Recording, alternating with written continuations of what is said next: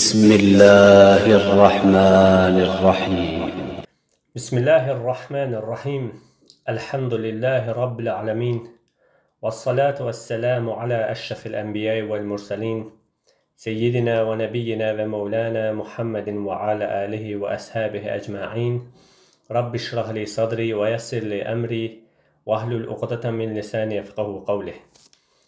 Allah Azze ve Celle'nin izniyle Şeyh Abdurrahman bin Hasan Rahimahullah'ın Tevhid Kelimesinin Mənası adlı risaləsini Şeyh Əhməd bin Ömər Əl-Həzimi Hafizahullah'ın şərhi ilə oxumağa davam edirik. Bundan sonra müəllif Rahimahullah buyurur ki, İslamın qəribliyini açıqlayan şeylərdən biri də məliklərin, rəislərin və hakimlərin İbn Teymiyyə Rahimahullah'a qarşı etdikləri düşmənçilik və həbsdir. İslamın qəribliyini açıqlayan şeylərdən biri nədir? Hakimlərin, rəislərin İbn Teymiyyə Rahimahullah'a qarşı etdikləri düşmənçilik və həbsdir. Şeyx onları La ilahə illallahın mənasına və tələblərinə dəvət etdiyi zaman ona şiddətli bir şəkildə düşmənçilik edib dəvətini inkar etdilər. Şeyx dəvətə başladığı andan etibarən sapıq alimlər onun dəvətinin qarşısını almağa çalışdılar. Müəllif qardaşlar, bu bənddə Şeyxülislam Əhməd bin Abdülhalim İbn Teymiyyə Əl-Hərrani Rahimahullah'ın tövhidə dəvət edərkən çəkdiyi sıxıntı və əziyyətlər haqqında zikr edir. Demək ki, tövhidə, La ilahə illallah'a dəvət edildiği zaman düşmənlərin olması labuddur. Düşmənçilik edənlər isə məliklər və özlərini elmə nisbət edən alimlərdir. Tövhid dəvətçilərinə düşmənçilik edənlər kimlərdir? Məliklər, hakimlər və özlərini elmə nisbət edən alimlər. Onlar qəlbləri ilə, əlləri ilə və dilləri ilə düşmənçilik edirlər. Əgər dilləri ilə, hüccət ilə, dəlil ilə qarşı çıxmaqda aciz qalsalar, bu dəfə sultanlar, məliklər vasitəsilə qarşı çıxırlar. Hansı ki, o saxtakar alimlər, tövhid düşməni, özlərini tövhidə nisbət etdikləri halda tövhidlə düşmənçilik edən alimlər, dəvətçilər, tövhid dəvətçilərinin qarşısında aciz qaldıqda, dəlilləri ilə onlara qalib gələ bilmədikdə, kimlər vasitəsilə? Məliklər, sultanlar vasitəsilə qarşı çıxırlar. Yəni, bu qədimdən günümüzə qədər batil əhlinin dəyişmə sünnətidir. Əvvəl həmən dəvətçiyə müxtəlif ləqəblər qoşarlar. Ona şair, məcnun, aşırı, təkfirçi, xarici və s. ləqəblər izafə edərlər. Necə ki, Allah Rəsulu sallallahu aleyhi və səlləmə bunu etmişdilər. Bütün bunlar batilə haqq donu geyindirməyin üsullarındandır. Bəzən ola bilər ki, onun bir əməli, həmin tövhid dəvətçisinin bir əməli xaricilərin əməli olsun. Ola bilər, hansısa bir əməli xaricilərin əməli olsun. Biz bunu inkar etmirik.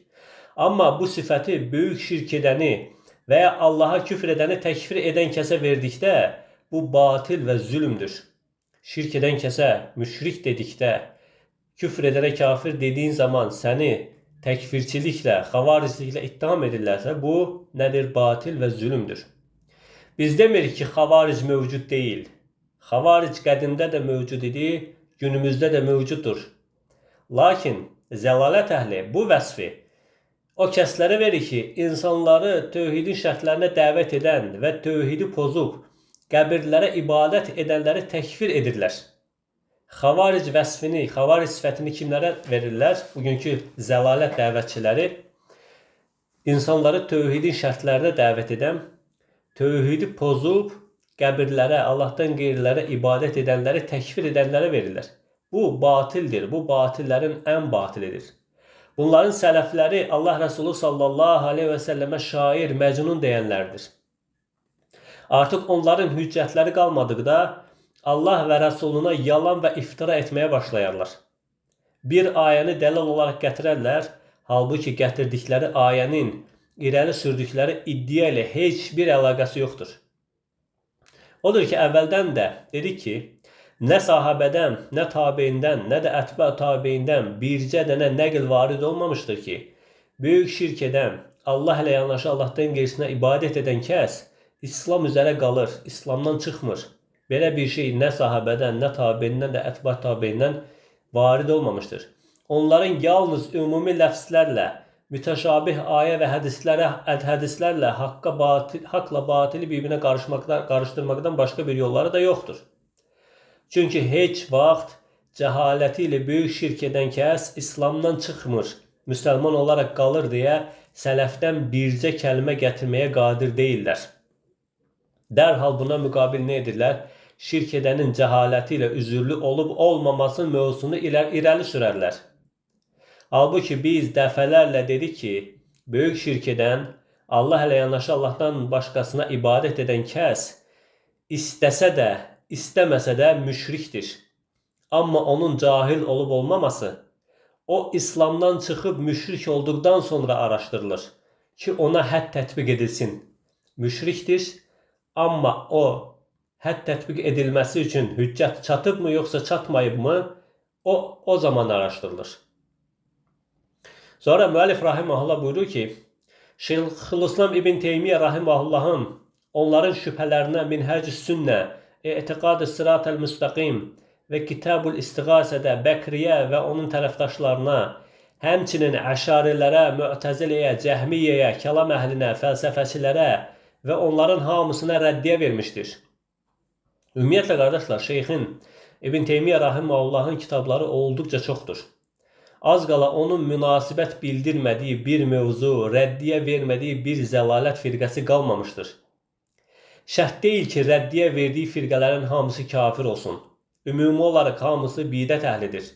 Amma bəziləri kafir olduğu kimi, bəziləri kafir olmayanlar da vardır. Çünki bəzi bidətlər təkfiri lazım etdiyi halda, bəziləri lazım etmir. Məsələn, fəlsəfəçilər icma ilə kafirdirlər. Cəhmiyyə icma ilə kafirdir. Yəni onların küfründə sələf icma etmişdir. Şeyxülislam İbn Teymiyyə rahimehullah isə istər kafir olan firqə olsun, istər olmayan firqə olsun, bütün bidət, zəlalət firqələrinin hamısına rəddiyə vermişdir. Şeyx buyurur ki, bidət əhli haqqında Şeyxülislam İbn Teymiyyə rahimehullah belə buyurur. Onların kitabları nə qədər çox olsa da, sən kitablarını araşdırsan, İxlas kəlməsinin, yəni La iləhə illallahın mənasını bilən bir nəfəri də tapa bilməzsən. Bidət əhlinin, zəlalət əhlinin nə qədər kitabları çox olsa belə, o kitabların içərisində La iləhə illallahın mənasını bilən bir kəlmə, o kitabları yazan alimlərin içərisində də bir nəfər də tapa bilməzsən. Onlar La iləhə illallahın tövhiddən nəyi isbat edib, şirkdən nəyi nəf etdiyini bilməzlər. Yəni, onların kitablarının çox olması elmə dəlalət etmir. Bu, tamamilə həqiqətdir. Bir kəsin, bir firqənin çoxlu kitablar yazması onun elm əhli olduğuna dəlalət etməz. Yazmaq nə qədər asan, dərs verməksə nə qədər çətindir. Dərs vermək insanı ifşa edir. Yəni, sənin anlayıb anlamadığını üzə çıxarır. Eyni mənanı ifadə etmək üçün müxtəlif və bir-birindən fərqli ifadələr gətirirsən. Onların kitablarında tövhiddən, La iləhə illallah kəlməsinin məna və tələblərindən heç bir şey tapmazsan. Yəni, fəlsəfəçilər cild-cild kitab yazarlar, amma tövhidi bilməzlər. Eləcə də Cəhmiyyə, Mü'təzilə, Əşari firqələri və digər bütün bidət əhli, hansı ki, onlar tövhid məsələsinə dalarlar, amma tövhid kəlməsini fəhm etməzlər. Onların əksəriyyəti ibadət, zöhd əhlidirlər, amma tövhiddən məhrumdurlar. Onların özlərinə xas tövhidi vardır. Cəhmiyyənin özünə xas, Mü'təzilənin özünə xas, Əşarinin özünə xas, İslam əhlinin isə özünə xas tövhidi vardır. Kəlam əhlinə görə, fəlsəfəçilərə görə tövhid ancaq rububiyyət tövhididir. Onlar tövhidi qüdrət və məişət olaraq təfsir edər, məhəbbət, riza, buğz və s. şərtləri ortadan çıxararlar. Tövhidin şərtləri olan məhəbbət, riza, buğz, elm və s. şərtləri ortadan çıxararlar. Bununla həm özləri azarlar, həm də başqalarını azdırarlar. Onlara görə rəsulların göndərilmə səbəbi rububiyyət tövhididir. Onlara görə ilah sözünün mənası qadir olan, kəşf edən deməkdir. Allahdan başqa qadir yoxdur, Allahdan başqa yaradan yoxdur kimi La iləhə illallah kəlməsini bu şəkildə təfsir edərlər. Şübhəsiz ki, kim belə etiqad edərsə, o müsəlman deyil. Görürük ki, bəzi təbliğ cəmaatları əsli kafirləri bu mənaya dəvət edirlər. Pakistandan gələn və yaxud indi bir çox Azərbaycan bir çox bölgələrində də var, Ağsu tərəflərdə. Sünnə üzərə, sanki sünnə üzərədirlər, zahirən sünnə əhlinə oxşayırlar. İnsanları rububiyyət tövhidinə dəvət etməklə müsəlman olmalarına hökm verirlər. La ilahe illallah kəlməsinin yaradan yoxdur, öldürən yoxdur, ruzi verən yoxdur kimi təfsir edirlər və buna etiqad edənlərə müsəlman hökmü verirlər. Yəni onları Allahdan başqa yaradan, Allahdan başqa ruzi verən olmadığına dəvət edirlər. Deyir ki, bunlar kafirdirlər. Sizin dəvətinizlə küfürdən çıxıb İslam'a daxil olmamışlar.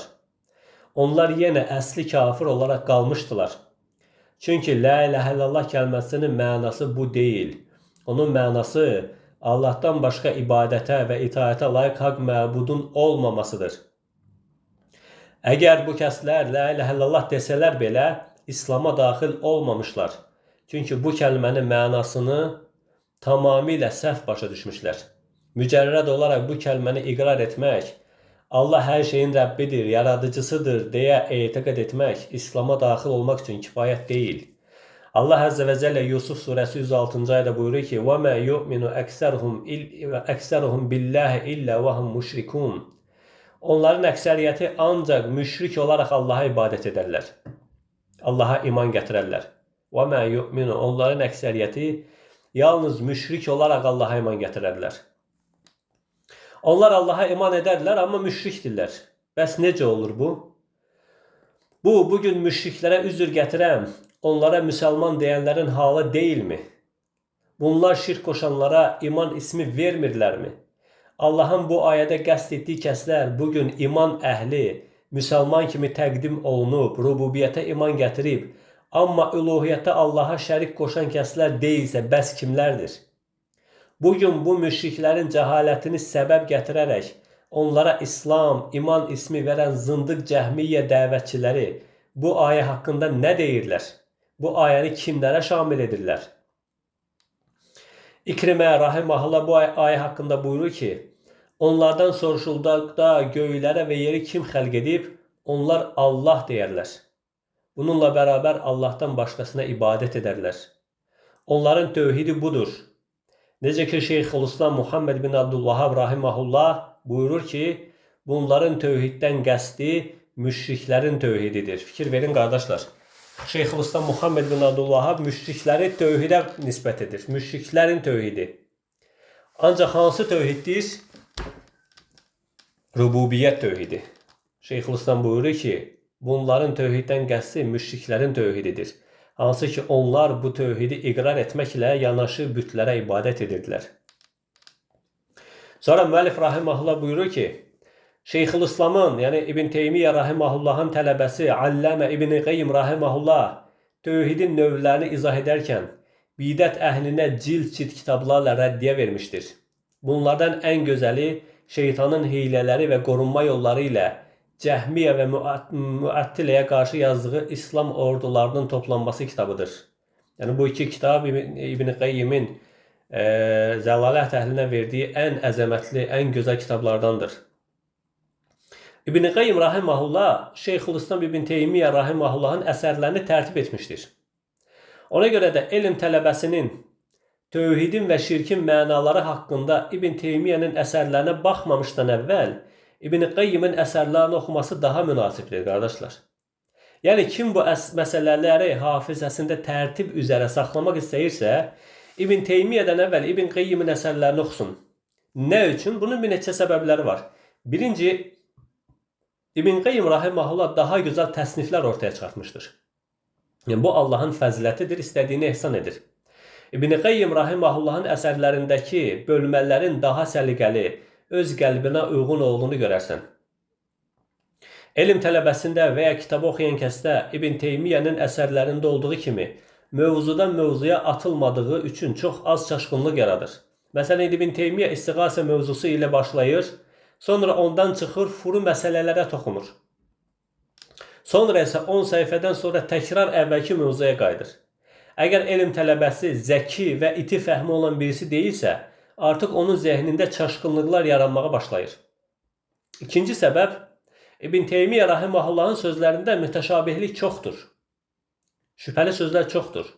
Odur ki, bəzən onun sözlərinin zahirindən şirk edən kəslərin cəhalətini üzr görən zəlalət əhli özləri üçün dəlillər çıxara bilir. Baxın, bugünkü zındıq cəhmiyyə dəvətçiləri İbn Teymiyyədən nə qədər nəqillər gətirirlər ki, güya İbn Teymiyyə şirk edəni, böyük şirk edəni müsəlman görüb. Güya onun cəhalətini üzr görərək onu İslamdan çıxartmayıb.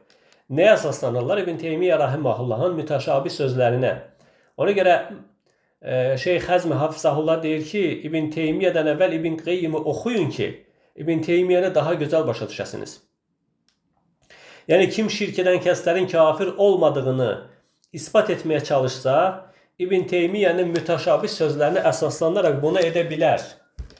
Amma İbn Qeyyim rahimehullahın əsərlərində şirk edən kəsin üzürlü olduğu, kafir olmadığı haqqında heç bir şey tapa bilməzlər. Çünki İbn Qeyyim rahimehullah sarih və açıq sözlərdən istifadə edir. Biz İbn Teymiyyənin mütəşabih sözlərini İbn Qeyyimin açıq sarih sözləri altında incələyirik. Nə üçün? Çünki İbn Teymiyyənin sözlərini ilk olaraq təfsir edən onun tələbəsi İbn Qeyyimdir. Nə bir müasir doktor, nə bir professor, nə bir müşriklərin ustadı deyil. Əgər biz bir mütəşabih sözə rast gəlsək, deyirik ki, bunu ən yaxşı bilən onun tələbəsi İbn Qeyyimdir. Sonra müəllif rahimehullah buyurur ki, İbn Teymiyyənin tələbələrindən olan İbn Abdülhədinin rahimehullahın Əs-Sərimul Mənqi fi Raddi alə Subki adlı yazdığı rəddiyə vardır. Onların dostları çoxdur. Onlardan uzun müddət sonra onların kitabları cahil insanların əlinə keçdi. Onlara yazılmış rəddiyə kitabları isə rəflərdə qaldı. İnsanlar bu kitablara baxmadılar və özlərindən əvvəlki bidət əhlinin yoluna tabi oldular. Kənd və qəsəbələrdə şirk çoxaldı. Onların tövhiddən anladığı yalnız əşarilərin iddia etdiyi kimi Allahın isim və sifətlərini təvil və bu sifətlərdə ilhad etməkdir. Beləliklə elm unudulmağa, bidət və şirk yayılmağa başladı. Bu vəziyyət 12-ci əsrin ortalarına qədər davam etdi. Buna görə də bu son ümmətin içində şirk və bidəti inkar edən bir alimin varlığı bilinmirdi. Bütün qəsəbələrdə, bütün məmləkətlərdə şirk o qədər yayılmışdı ki, Şeyxülislam Muhammed bin Abdülvahhab rahimehullahın zamanına qədər, onun dəvətə başlamasına qədər o şirki inkar edən bir alim bilinmirdi.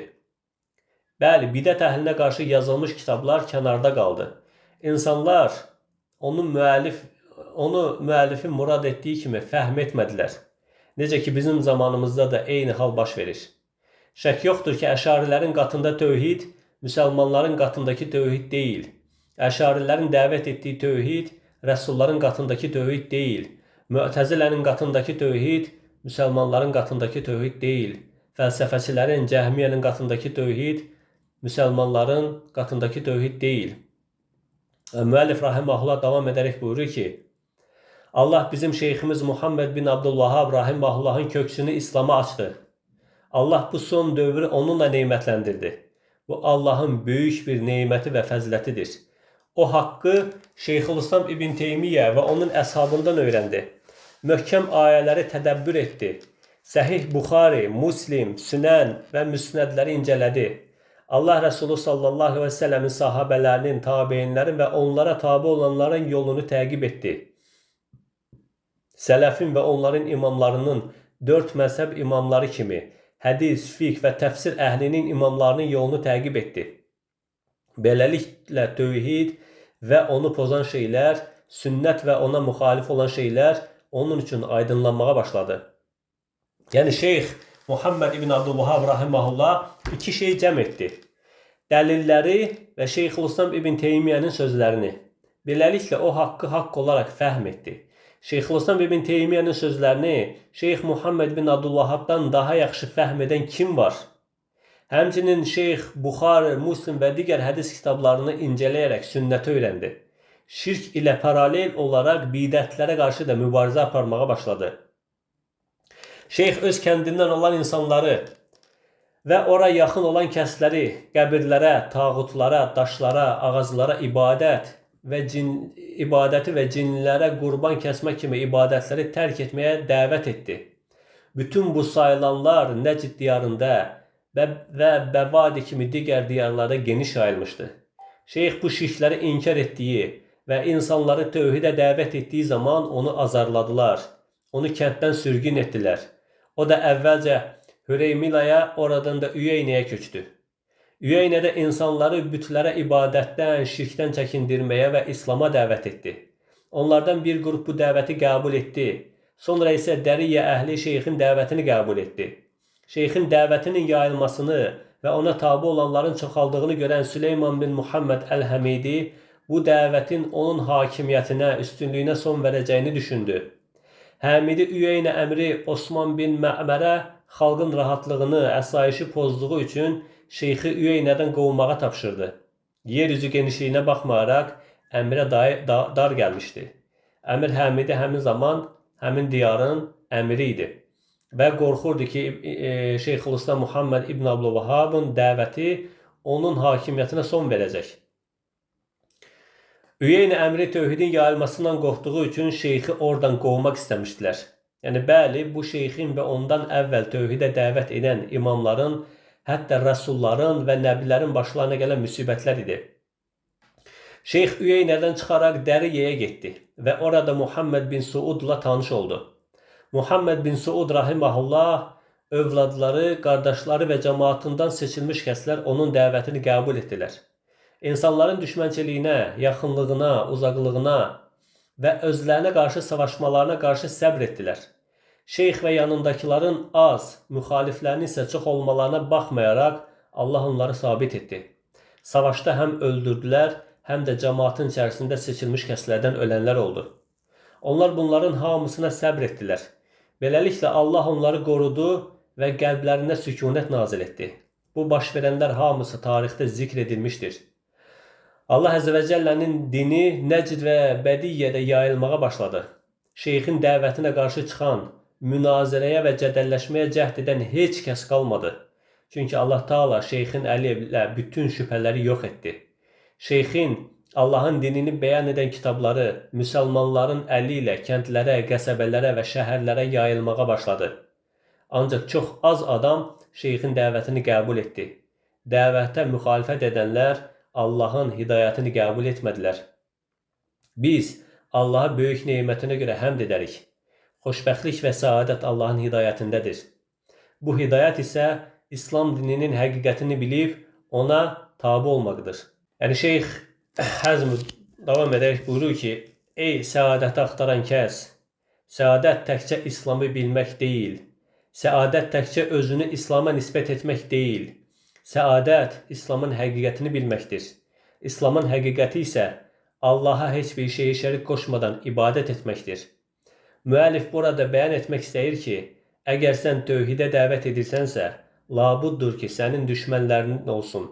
Necə ki, Şeyx Muhammed ibn Abdülvəhhab rahiməhullah Kəşf-i Şubuhatda buyurur ki, kim tövhidə dəvət edirsə, onun yolunda və Allah Taalaya dəvətində pusqu quran düşmənləri olur. Bundan sonra müəllif rahiməhullah nicatın və xoşbəxtliyin təməli nədir? Ondan bəhs edir. İbn Qeyyim rahiməhullahın Savaiqul Mürsələ və ya İslam ordularının toplanması adlı əsərində gətirdiyi qeydləri zikr edir. Çox maraqlıdır. Allahın izi ilə onu da gələn dərsimizdə oxuyarıq. Allah Əzzə və Cəllə bizi tövhid üzərə yaşayıb, tövhid üzərə can verən qullarından eləsin. Subhanək Allahumma və bihamdik. Əşhədu ən la ilahə illə ənt. Əstəğfiruka və etûbu ileyk.